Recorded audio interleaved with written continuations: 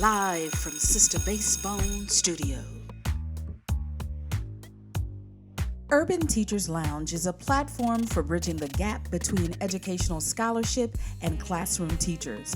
Voices will include teachers, administrators, educational scholars, community members, and activists. Hey everybody, welcome to Urban Teachers Lounge. I'm your host, G. Fumilayo DeVoe.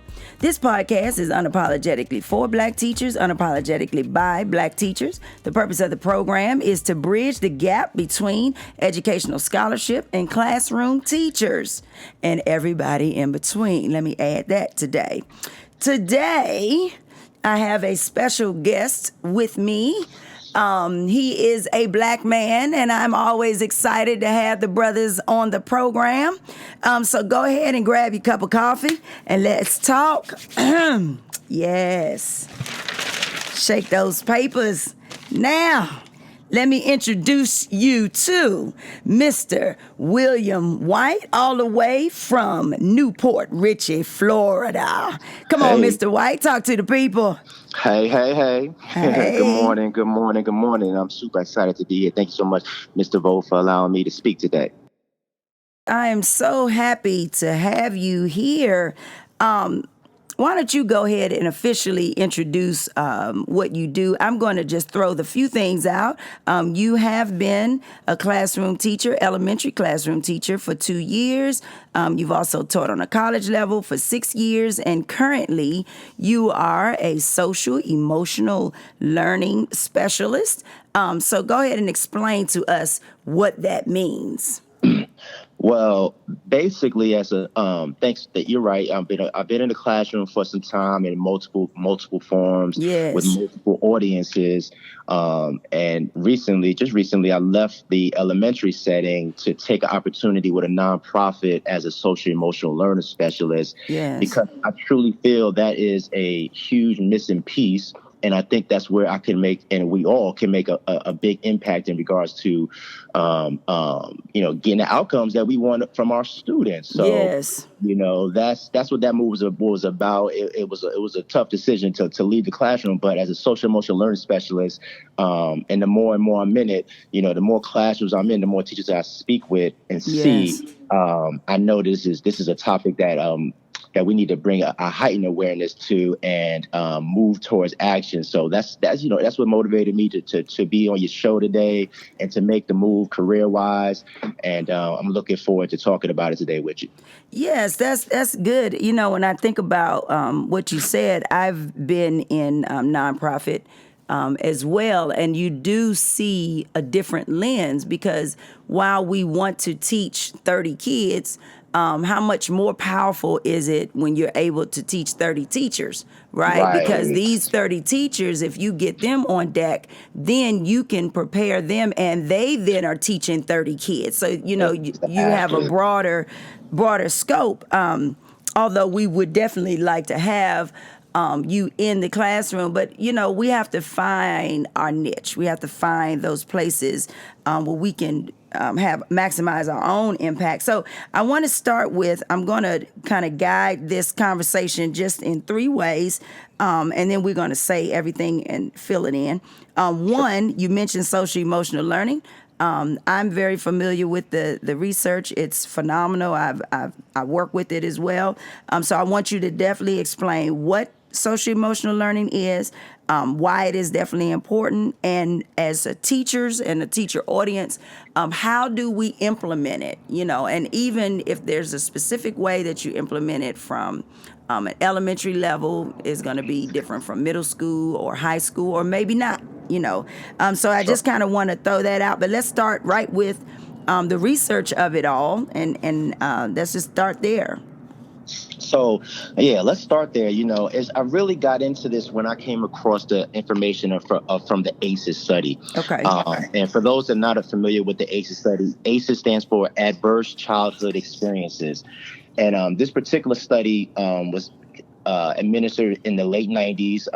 Kaiser and the CDC partnered into doing this investigation in which they studied over 17. They had 17,000 of their patients take a 10-question questionnaire. Now, these questions circled around traumatic events, emotional, physical, mental abuse, household dysfunctions, people, children that live. This is all about kids, how you were before you was 18. Type of dysfunctions that's in your house. Did you have a parent who was, who went to prison, for an example, or did you have a parent who was a substance abuse, abused substances? These type of questions. And from that data, from that questionnaire, they were stunned to find out that it was, way more common that children are experiencing these things than they expected. The thing that struck me, though, as being a Black man and a Black educator, is that these studies were actually, being held and taken from predominantly white people. Yes. With a medium income and college educated. And they found that even in that population that about 13% of them had at least one ACEs, and there was 67% had at least one, and 13% had at least four of these traumatic experiences before 18 in that population. So it really struck me, because I thought to myself immediately when I heard that, well, for the Black communities and some of the other minority communities, well, it got to be much higher than that. Right. So what they found is they made a connection. They followed these people's health records throughout, their adulthood, and they found a connection between these traumatic experiences or these ACE experiences and to their overall health, their physical health and their mental health and their cognitive ability and their ability to monitor and self-regulate their behaviors. Right. Right. So when you start connecting that, and you think about the type of issues that we're having with students in our classroom. Right. Okay. So that was like the light bulb started really going off. And I started to really not only wanted to find out more for myself as an educator, also for my fellow educators, but also as a man, as an individual. I want to know how this stuff has affected me, and that's really what and the people that I love. So that's really what drove the research for me to really dig into it. And this is why I'm out here talking, because I've been to some, like you said, we've been to some PDs, and they talking about the topic, but the PDs aren't moving us. We're not being moved. Exactly. And so we need to continue the conversation, and that's what we're doing today. So I wanted one thing just from the scholar perspective. When you talk about this research that I've also read, the limitation when we're dealing with race, gender, and class, right? And so if you think about this research, they were not only able to do this through Kaiser, through the CDC, they were able to follow these folks. So it was not just, we're going to do a survey today, but they had a time period, and that even shows you the class, because how many people can afford, at this point, insurance for that long, the same insurance, about it. Right? So even when you start, like you said, looking at the limitation of it all, the limitation deals with looking at people of color. So the questions, and I hope you have a couple of the questions you can just throw out, but looking at the questions, if you already have regular stuff that happens, and I teach middle school and high school. So when there's a certain age when, you crazy, right? Because you're just a teenager, you're adolescent. And so you already are trying to find your way and navigate through situations of change. But then you add to that things that are going on outside of the classroom, inside your home, inside your community. And for me, I look even deeper as a high school teacher right now, what's going on with my students every time they look on social media. So they constantly see fighting. They constantly see examples of racism, and so we as educators have to do this work that you're speaking of because it is necessary for our kids. Now, my pushback to you is when we sit in PDs and we get this information, too often, by the time I get back to my classroom, I'm back to the foolishness of the day, i.e. the hustle and bustle. Oh, did you do this? Did you write on the board? Did you, flip, turn, and spin? And I'm only there for teaching, And so that's even a limitation for us because we have the knowledge, But how then do we implement this, through the course of everything else that they want us to do?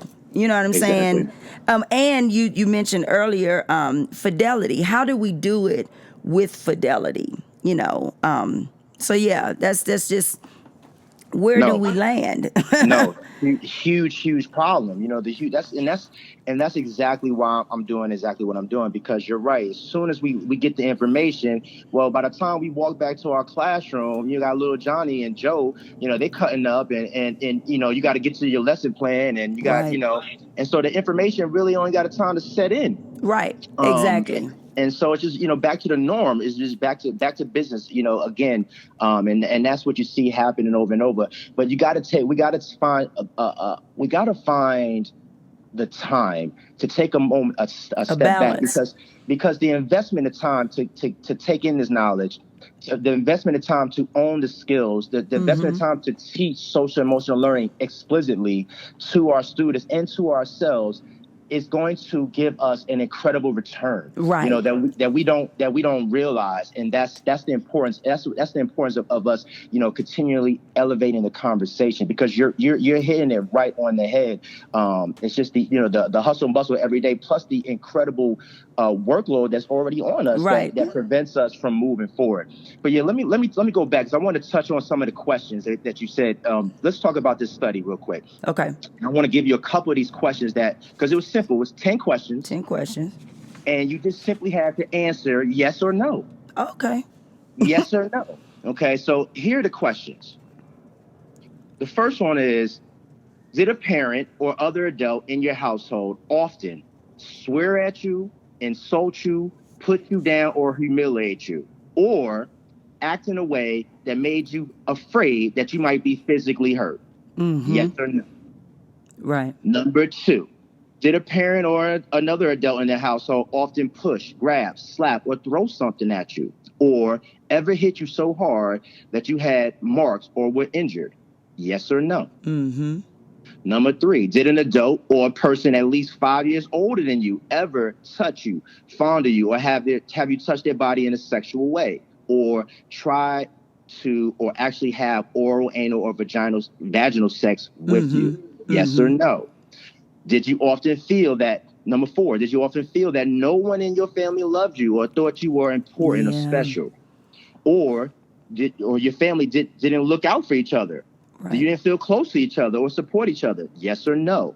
Number 5, did you often feel that you didn't have enough to eat, had to wear dirty clothes, or had no one to protect you? Right. Or your parents are too drunk or too high to take care of you or take you to a doctor? Yes or no? Mm-hmm. Number 6, were your parents ever separated or divorced? Yes or no? Number 7, was your mother or your stepmother often pushed, grabbed, slapped, or had something thrown at her, or often kicked, bitten, hit, or ever repeatedly hit, or for at least a few minutes, or threatened with a gun or knife? Yes or no? That was number 7. Number 8, did you live with anyone who was a problem drinker or alcoholic or used street drugs? Yes or no? Number 9, was a household member depressed or mentally ill? Or did a household member attempt suicide? That's number 9. Number 10 is, did a household member ever go to prison? Right. Yes or no? So those were the 10 questions. They found. And what year was this? What year did this? This was in 1998. So if you look at, I just had to stop for a half second. If you look at, this was literally 20 years ago, correct? And that's 20 years ago? That's 20 years ago. And look at how the world has changed. Even, that's why I mentioned social media and the media, right? Look at how it's even added to. So think about just a regular fight, so-called, in school nowadays. It's so much different than what it was. Because nowadays, it's not even that kids are all jumping in. They're recording. So then if you're circulating this type of behavior, this type of trauma and exactly. And then let's think about all of those people who have died at the hands of the police department, right? Correct. And then we have this on video and it's circulating. Correct. So even there's research that and adds to that. School shootings. Let's not forget about that. Oh my goodness. And so the kids can't go to a basketball game. Right. Right. Migration, immigration. Our and students can't, they're afraid to come to school. Yes. Oh my God. And so when you add, this was 20 years ago, and then look at it today. And so one of the big arguments that I have with adults is if you as an adult can't handle what's going on in this world, what makes you think that a child can? Come on. And it doesn't even, let's take it out of the household for a minute. Let's just talk about in your community. If you as an adult can't handle walking down the street with your puppy dog without somebody calling on the phone, or you barbecuing, or you just happen to take the trash out, if you can't handle that and the reality and the possibility of what that looks like, what makes you think that a child can do it? So one of the things in, listening to these questions, and this is why I love this work, and I do teach from this lens, I'm also I've taught in the classroom long enough to know that when you get a kid socially together, when you get them emotionally fed, they'll learn whatever you teach them. That's true.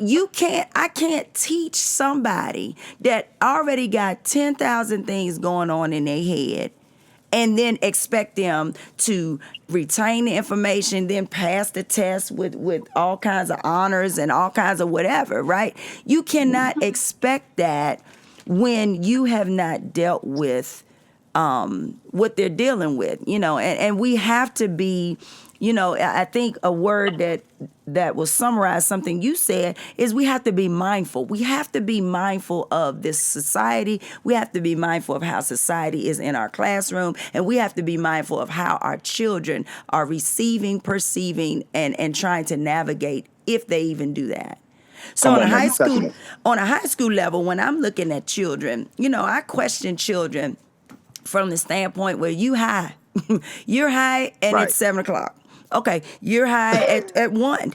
You're high at 3:30. So yes, it's a problem that you're high, but let's ask the bigger question: what are you numbing? Why are you numbing? There you go. What are you hiding from? Because y'all can sit here and complain to you all day long. You ain't supposed to be smoking and drinking and popping them pills. Yeah, I can say that, but I need to get to the root of why you think that's okay. Yes. And if we're not taking the time to, and this goes, and I know you know this and you have to teach this, you have to build relationships with your students. Yes. Because when you build that relationship, like you said earlier, it goes a long way. I can teach you anything if I got a relationship with you.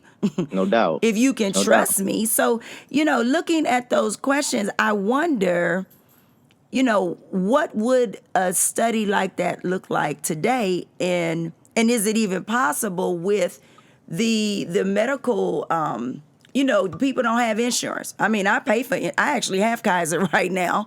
Right. And the amount of money that I pay per month, and then I worry about, I hope ain't nobody going to get sick because I still got to come up with a copay. Exactly. Yeah. You know what I'm saying? So could we even do this research today? I mean, what would it even look like, do you think? Well, there are some pediatricians. I know there's Dr. Nadine Burke, for example. Thank you for saying her name. She's at the forefront of this thing, and she's got an organization. She used to be she's the founder of the Center of Youth Wellness, and she is, her colleagues, they're at the forefront of making this, because they feel like this is a epidemic. It is, and it is. When those type of stressors what happens to the body, it strikes all your systems, your nervous system, your cardiovascular system, your immune system, your endocrine system. I mean, everything is pushed. And I want to go back to what you were saying, about, these kids that are you see them at 7 in the morning and they're high, or they're looking, these kids they look offline to us. They look like, they're just, but what's happening? You asked, you had a great question. Well, what are you masking? Like that's the reason why we need trauma-informed care. Yes. Because our first question need to be, well, instead of us be so reactive to, so appalled at this person's decision to get high, the real question is, what happened to you? Right.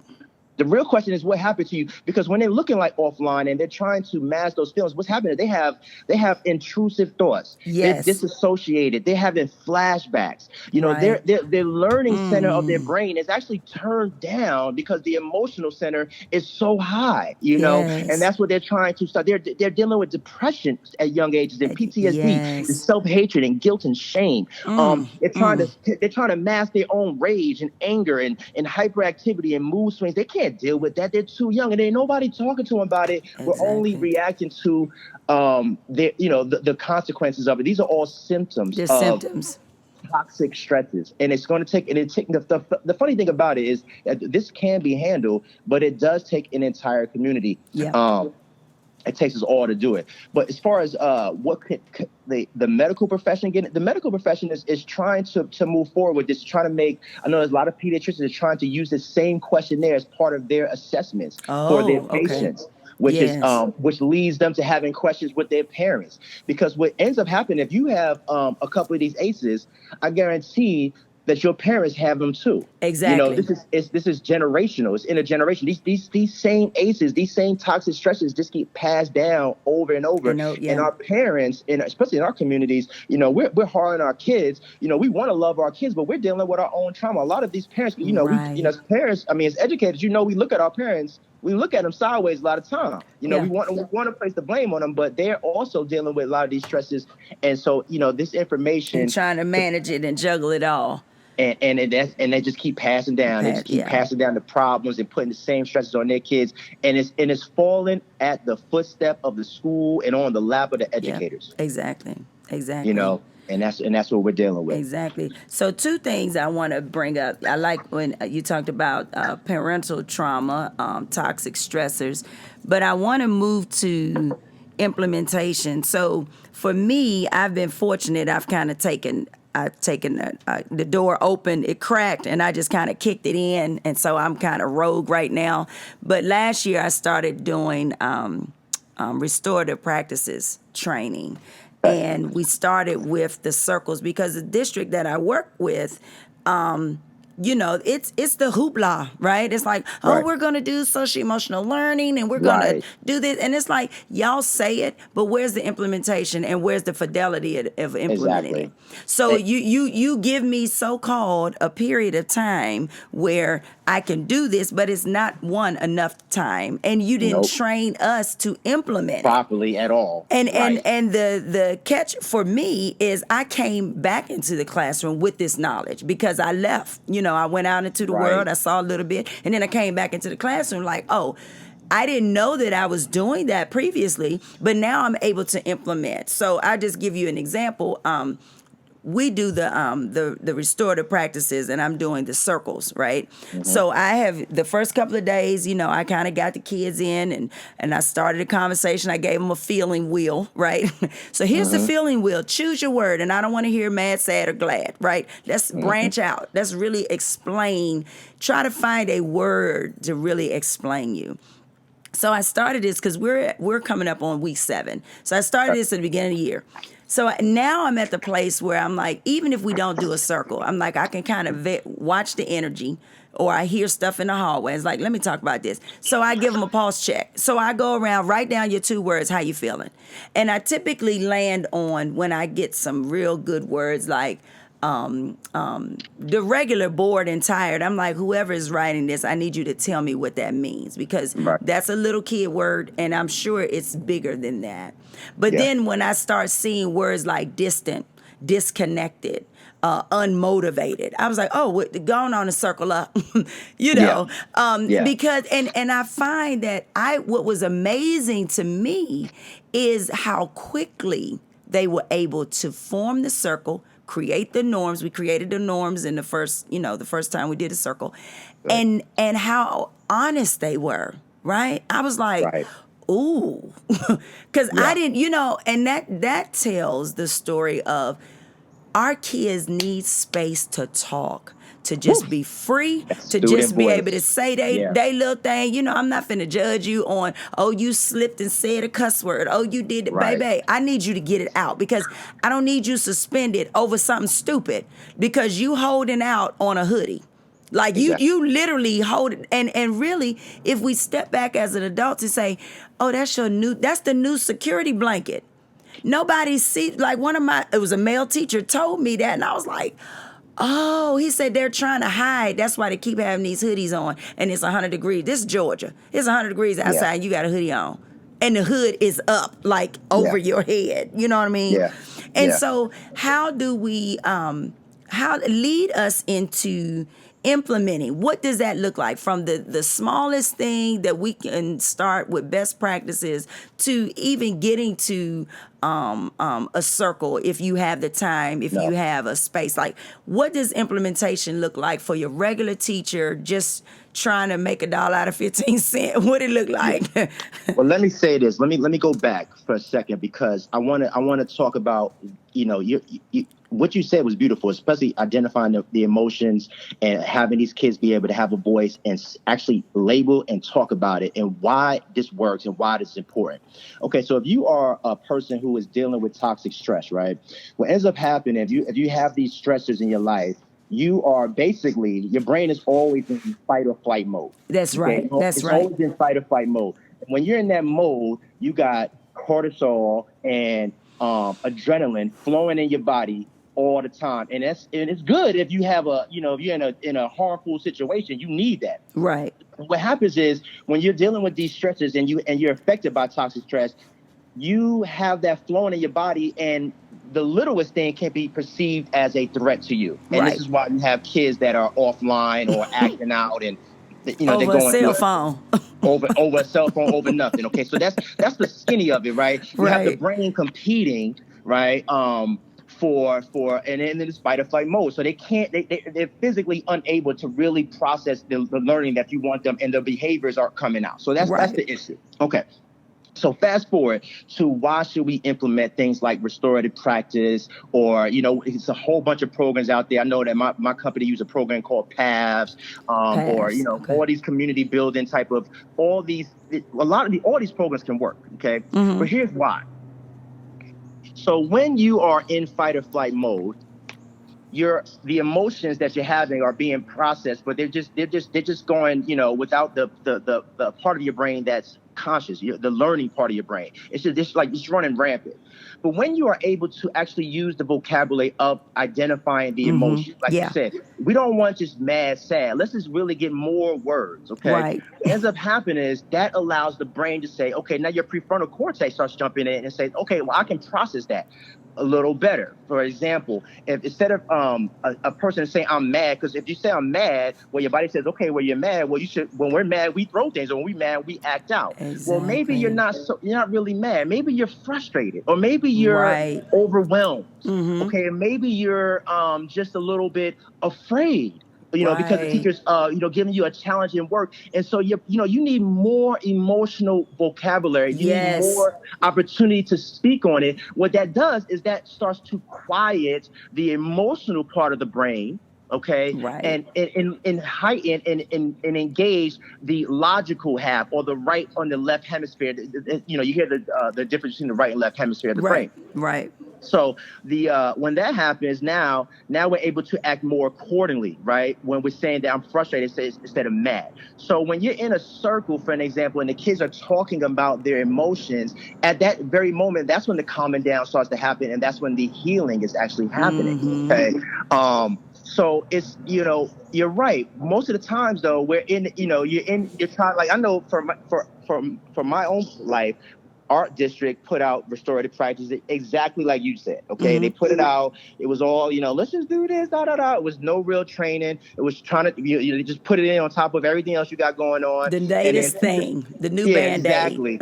and then teachers, we tried. A lot of teachers tried it, and it didn't work right away, so they abandoned it. These kids, because the kids wasn't used to it. But I'm gonna tell you a quick story. I used a restorative practice within my own family. I got teenage kids, and we had a family dinner, and we sat in a circle, and we had a talking point, and the kids I had a little teddy bear. If you held the teddy bear, you was the only one allowed to speak. And I'm telling you, even with my own children, all kind of stuff, because these kids don't have the opportunity to speak. So they started to speak on their emotions, and healing started to happen within my own family. Right. Healing starts to happen within your own classroom. Right. When you do these type of programs, when you do a restorative practice, not only do you feel the difference, but in their brain starts to heal, and their brain starts to carve out new pathways of dealing with the different emotions, because now they have different ways of identifying it. Right. Exactly. Yeah. Exactly. So give us some things that we can do in our classroom, because at the end of the day we want to know what's the one or two things that I can do to make space for the kids in the classroom. The number one is, I love the fact, I think we should always be able to start off with some type of morning meeting, or have morning and afternoon meetings where you give the students opportunities to have their voice heard, right? Okay. So I love that.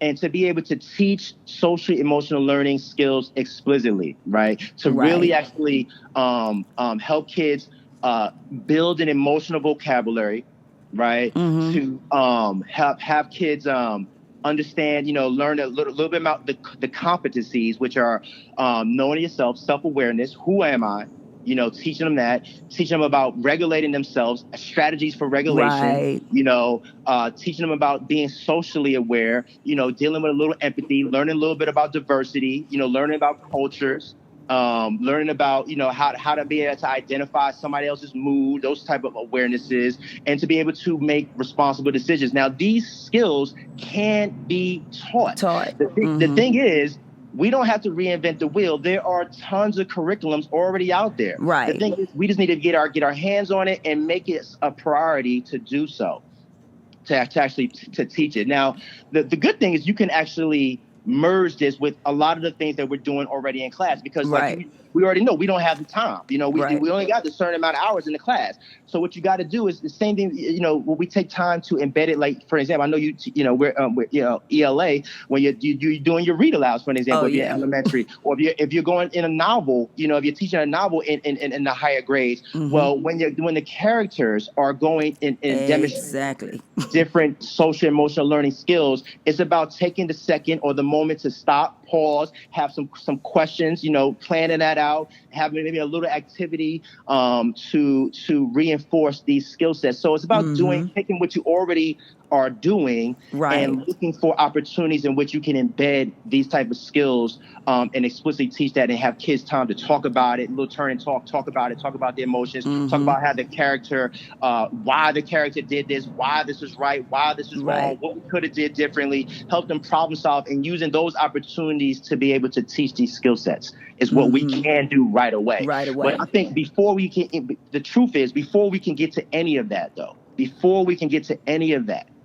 the biggest thing that we need to do as educators is deal with our own trauma. Come on now. That's rule number one. You can't teach from an empty vessel. You can't pour out nothing from an empty vessel. Yes. We cannot. First up, we're already too. This job is super stressful. Ooh, yes. It's incredibly stressful. All teachers feel it. And if we don't get mindful, if we don't start practicing some of these mindful practices, if we don't start dealing with our learning ways to calm down, learning ways to be vulnerable, to model our own regulation, to be accountable, to tell the kids that, to say to kids that what you just did is actually, it makes me feel disappointed to see you do this, because to say this and then to tell them, but, I still love you, and this is what I do when I feel disappointed, to model that, to be vulnerable and to deal with it ourselves. We cannot be able to, because all we keep doing is projecting our own traumas onto the kids. So dealing with it ourselves is number one.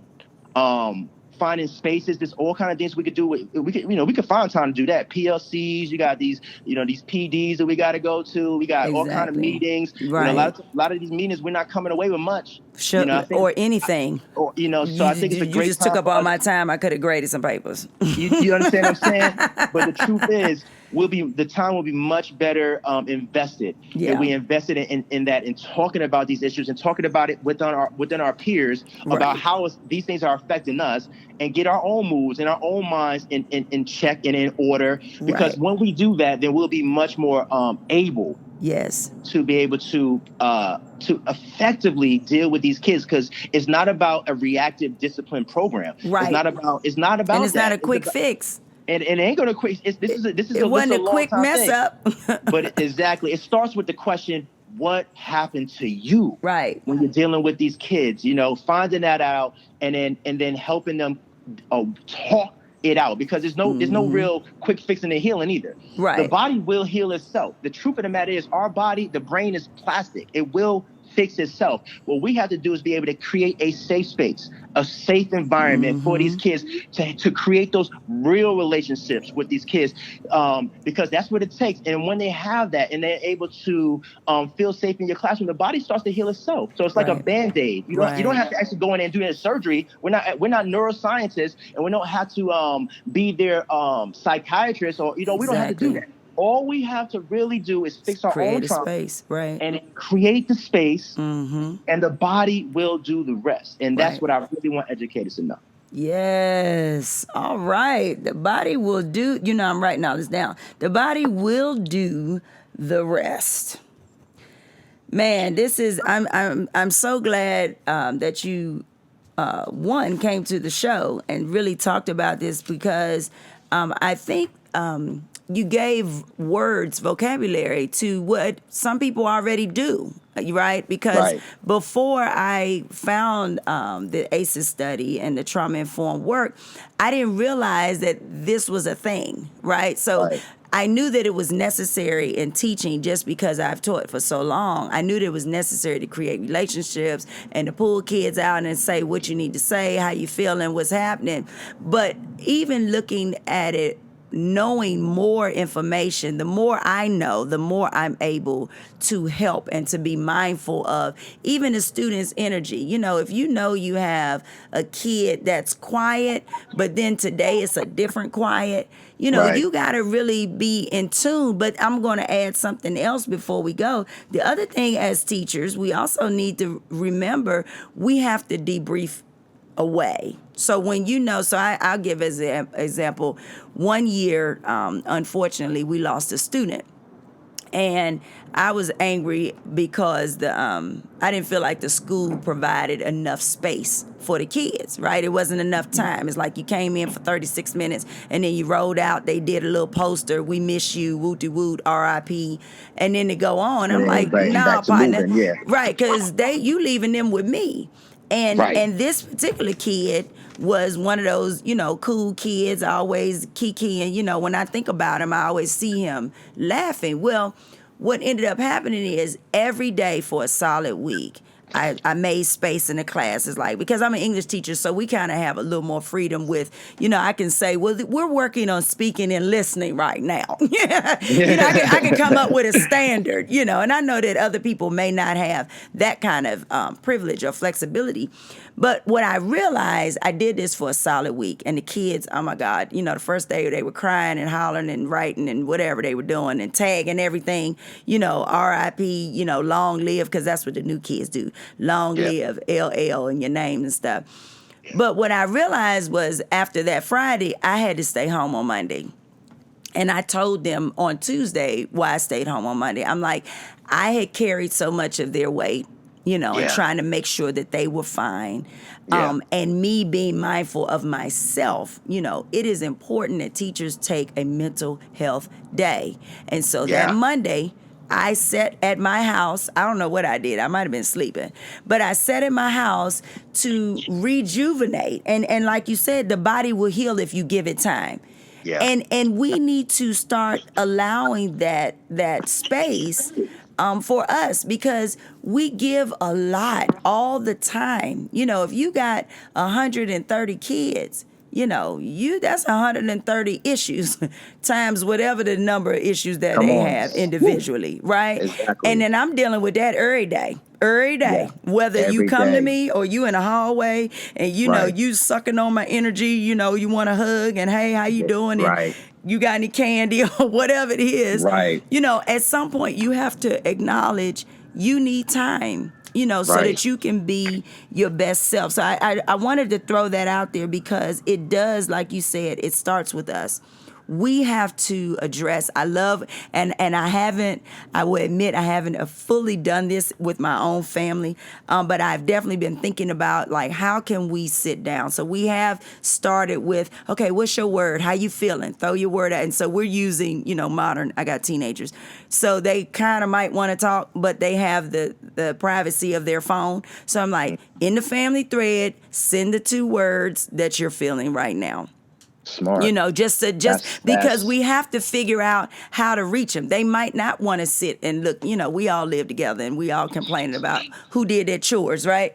So you might not feel that right now, but we have to find those spaces. And so when we're able to practice it and implement it in our own lives, then we're much better in doing it in the classroom. So let me jump in on that, because this is that's phenomenal. Like you said, we're doing things, but we don't really know why we're doing it and what but that's exactly. So if you was to go to a psychiatrist or to somebody that's specialized in this is the type of things that they're going to try to get you to do, because when you're in that fight or flight mode, right, and that you have those chemicals going through your body, it produces an energy, right? And we know energy can't. It just, for us, the energy, when you're calm, when you're supposed to calm down, that energy, if you didn't actually fight or flight, it was like a false alarm. Right. Well, that energy is kind of, let's just say that energy is stuck inside of you, okay? And it's causing damage. It's damaging your body. And this is why the ACEs study is why we have so many health problems because of it, right? Okay. So if to heal it, basically what you got to do is you got to give that energy a way to get out. Yeah. All right, to get out of your body. And when you are doing things like identifying the emotions and when you ask a question, tell me how you're feeling right now, and you do that multiple times throughout the day and things of that nature, and you're having this conversation, basically that psychiatrist is going to have you try to finish that process. Right. Okay. What was the feeling? So you can identify the feeling. Can you start to identify the sensations? Like, how physically did you feel when that happened? And this is the type of questions that they're going to put so that your brain now can identify it. And then what ends up happening, your brain and your body, sometimes your body will react physically. You see people start to tremble a little bit when they start to identify those feelings and the sensations that they had, or you see them start to sweat, or you see physically what should have happened if the fight or flight would have continuously finished at the time when the trauma actually happened. Right. So to discharge the energy is where the healing actually happens. And this is why restorative practices on 3 times a week, or as many times you have it, or doing whatever whatever the programs that we can implement in the school, what they're really doing is not only they're helping the brain discharge the energy. Yes. Okay, discharge the energy. And that's critical. So even for adults, for us to be able to do that, to identify these feelings. So I love what you're saying. Even with the chat within the family, you're doing some of the work that's necessary. It's just a matter of us knowing that this is why we're doing it. Right. And if we all knew why we were doing it, we would have more participation, because none of us are denying that it's an issue. Right. Right. All of us know this is a big issue. This is an issue. That's right. The problem is I'm not jumping on board, because we're just not going to follow, some of the initiatives that the districts throw out, because we know that they don't usually last. They don't last. And a lot of them could work if we use fidelity with them, but it's always a quick thing. Oh, it didn't work the first year. Well, it might not, but it might work the second, or it might work the third. And if we build that, and that's the thing, we don't build capacity. What you're doing right now is building capacity in our teachers. And as teachers, we then have to build capacity in our students so that they'll be able to branch out and acknowledge what they have going on and help somebody else, help their friend to verbalize things. And that's really what it's all about. We have to know that it's more than each one teach one, but at least when we taught one or we taught two, then they can teach somebody else and they can teach somebody else, Yeah. So, wow, I'm so excited. I'm glad that you were here. I'm glad that my audience was here to listen to this. Do you have any final words, final thoughts that we need to keep in mind? I'm definitely going to leave. I will add to the bottom of the podcast the ACEs study because I know I have it. And I'll also add, you mentioned Nadine Burke, which Nadine I would Burke. that's definitely a name that we need to know. I remember her when you said that.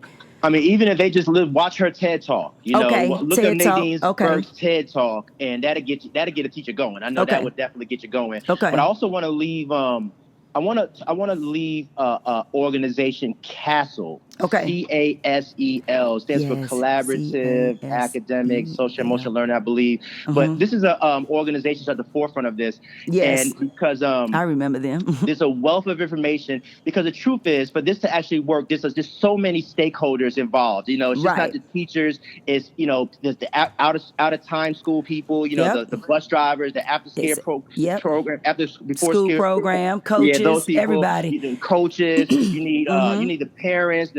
Everybody needs to be aware so we can start talking the same language. Right. And CASEL actually has a plan to implement that. They really, they've been doing work, with school districts for decades now. Yeah. And the data is out. Okay. The data is out, and it's a lot to cipher through. I will tell you that. It took me, I was on that one website for almost 2 weeks. Oh, wow. Yeah. So it's a lot to cipher through. But as if it's within educators, you go to your, we got little meetings, we have different committees. These are the type of things that the committees can get together and look through and look at how we can school-wide implement SEL effectively. Yes. They already mapped out the plan. It's an incredible plan. Yeah. It works. They got it. It's 3 years mapped out to the month. Wow. It is detailed. It's like, so it's a gift because you don't have to reinvent it. Right. You just have to, you got to take some time to go through it as an organization. Mm-hmm. But the work is done already. It's already done. And it's proven. Not only are we getting, the schools that have done it, Chicago, for an example, they're doing it. Yeah. They're doing it, and they're seeing great results. The culture of those schools are changes. The teacher, we're talking about, for teacher wellness and stuff, right, like, teacher wellness. For your own wellness, it's imperative that we look into this as educators first, and then because we all want the same type of outcomes for our students, or we would not be in this business, right? Right. We want to see our kids thrive, not just survive. Right? Come on now. We know how to survive. Let's get to the next level. Yes. Yes. That's what we want. So this is there's a lot of things going on, a lot of initiatives, right? You got to teach them how to learn, but the social skills is important, and it will give you a return of your investment of time. Yes. To put into. That's really, I want everybody to go to CASEL.org, CASEL.org, to really, to find your way through there, and also check out Nadine Burke's TED Talk, and then the CDC, and there's all type. If you type in ACEs, you'll get everything you want. If you just type in ACEs, there's a whole bunch of information. All right. Yes, I will definitely do that. Well. Woo, this was so good, man. This was so good. Thank you for coming. Thanks for having me. I'm so glad you were here today, man. You just, I'm going to have to drop this, right? I hope you shared the podcast to my listeners. I hope y'all share the podcast to your community of teachers, scholars, activists. Love to hear from you all. Follow me on Facebook, Instagram, Podomatic, YouTube, I think I'm missing something. iTunes, there we go. Leave comments and suggestions. William, did you have any spot where they need to follow you? You want them to follow you somewhere? Yeah, they could follow me. I'm only on Instagram. Okay. It's at Dear Mr. White, followed by the number 4. So Dear Mr. White 4. All right, Dear Mr. White, and I'll add that to the bottom of the podcast 4. Yep. Yes, until we meet again, everybody. Peace, power, and progress.